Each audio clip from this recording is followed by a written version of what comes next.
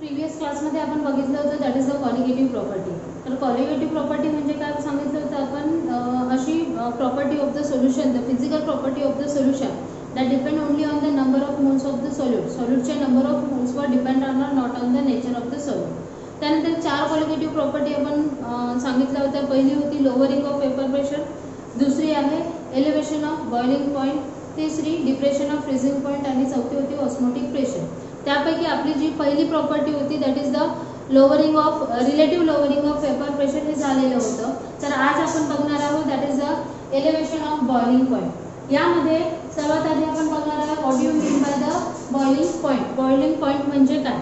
So boiling point म्हणजे काय, यामध्ये आपण काय घेणार आहोत, एक सपोज हे बिकर घेतलेलं आहे आणि या बिकरमध्ये आपलं सोल्युशन प्रेझेंट आहे. ठीक आहे. तर हे जे सोल्युशन आहे याला जर तुम्ही हीट दिली, टेम्परेचर दिलं, हीट दिली तर काय होणार, हे गरम होणार. ठीक आहे. गरम झाल्यानंतर काही वेळाने ते बॉईल होणार. सो बॉईल होणार म्हणजे काय, हा जे सोल्युशन आहे, हे जे लिक्विड आहे, या लिक्विडचा वेपर प्रेशर आणि ॲटमॉस्फेरिक प्रेशर, ॲटमॉस्फिअरचा प्रेशर आणि लिक्विडचा वेपर प्रेशर जेव्हा दोन्ही इक्वल होणार ते टेम्परेचर म्हणजे आहे boiling point. So what is mean by the boiling point? It is the temperature at which vapour pressure of the liquid becomes equal to the atmospheric pressure. काय आहे boiling point म्हणजे? Boiling point म्हणजे काय? It is the temperature. ते काय आहे? Temperature. असं temperature ज्यामध्ये वेपर प्रेशर ऑफ लिक्विड, लिक्विडचा vapour pressure is equal to the कुणाचा, that is the atmospheric pressure.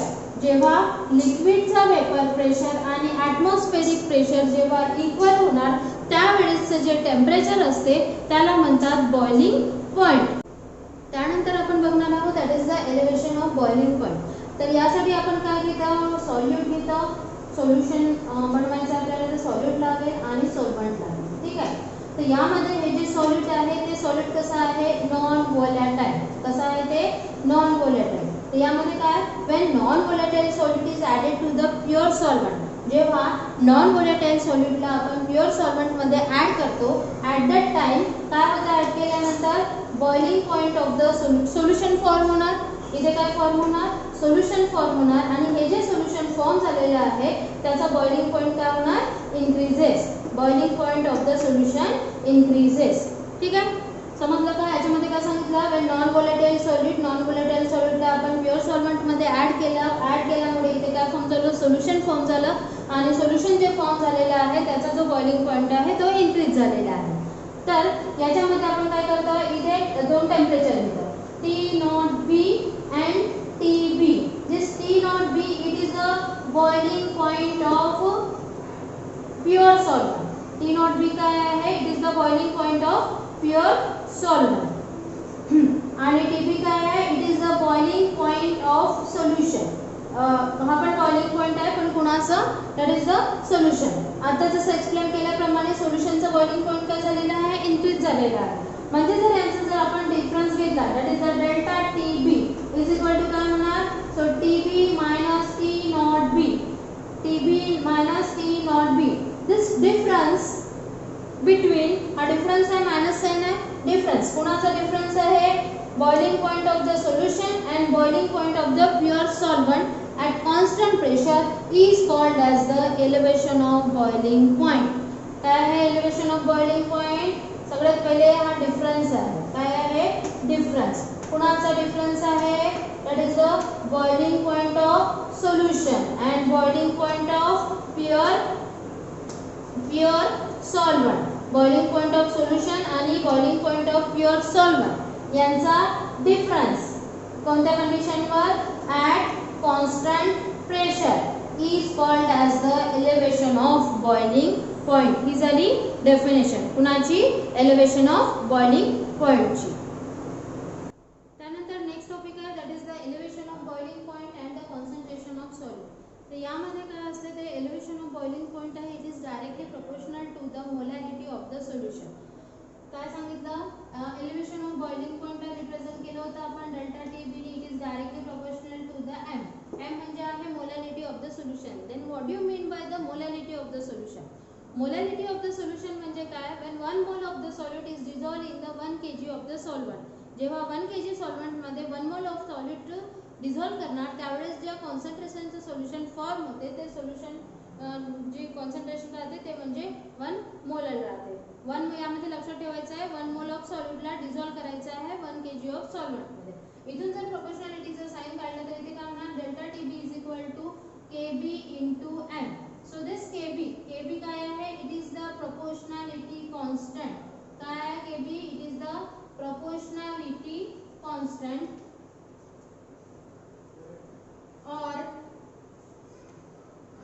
Boiling point elevation constant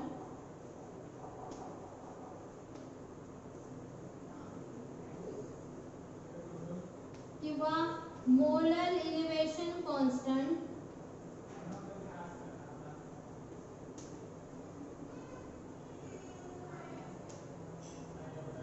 किंवा इब्लियोस्कोपिक कांस्टेंट.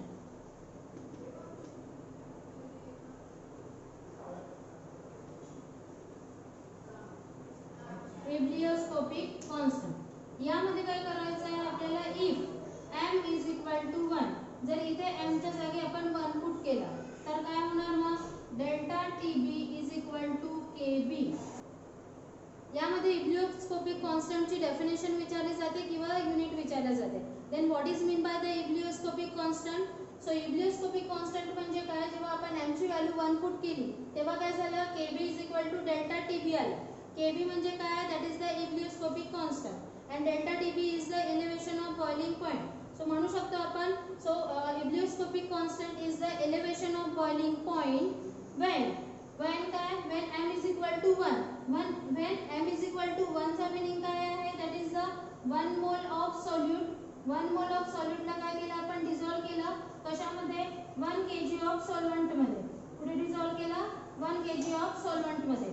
त्यानुसार मग आपली डेफिनेशन काय होणार ebullioscopic constant is the elevation of boiling point when 1 mole of solute is dissolved in 1 kg of solvent. अशा पद्धतीने एक मार्क्सची डेफिनेशन झाली ही. त्यानंतर unit of ebullioscopic constant unit of ebullioscopic constant म्हणजे केबी. ठीक आहे काय होणार मग KB is equal to that is the delta TB divided by the M. M काय आहे 1 मोल म्हणजे एम चा युनिट काय होणार that is the mole per KG आणि हे जे टेम्परेचर असते ते कशामध्ये असते केल्विन मध्ये. त्यानुसार याचं युनिट होणार that is the kelvin kg per mole. हा जो डिनॉमिनेटरच्या डिनॉमिनेटरमध्ये केजी असल्यामुळे हा कुठे जाणार न्यूमरेटर मध्ये जाणार आणि त्यानुसार मग काय होणार आपला unit that is the kelvin kg per mole. It is the unit of the ebullioscopic constant.